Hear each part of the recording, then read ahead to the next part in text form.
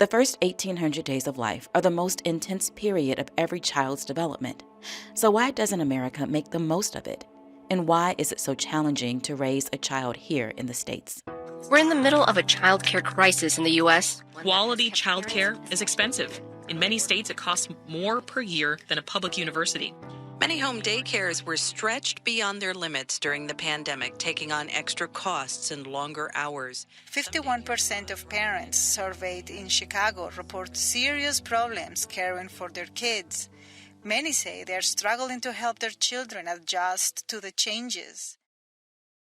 COVID didn't do a lot of good things, but the one thing that it did do for early childhood was to show how broken and inequitable the systems that are designed for young children actually are. From last March to April, the childcare sector lost more than 350,000 jobs, and the average childcare worker made about $25,000 per year in 2020.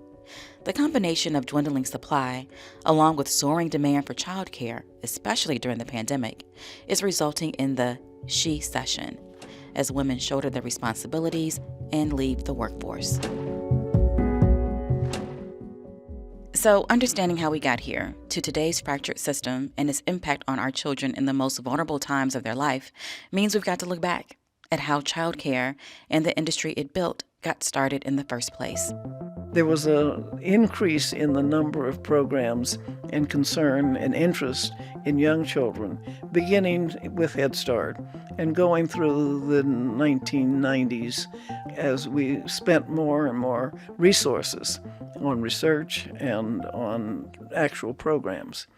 That interest has receded. And throughout the decades, childcare has changed, from nannies for the wealthy to widespread pre-K programs. But depending on who you are, those services can look very different and have lasting effects on how children develop later in life. Although well-intentioned, Head Start really started from the war on poverty and from that cultural deficit mindset.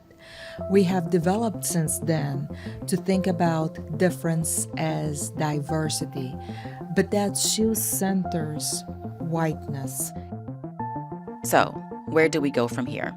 This moment in time, both at the state levels and at the federal government level, we can see if we don't invest, we're going to keep doing what we're doing, and that's the definition of insanity, right?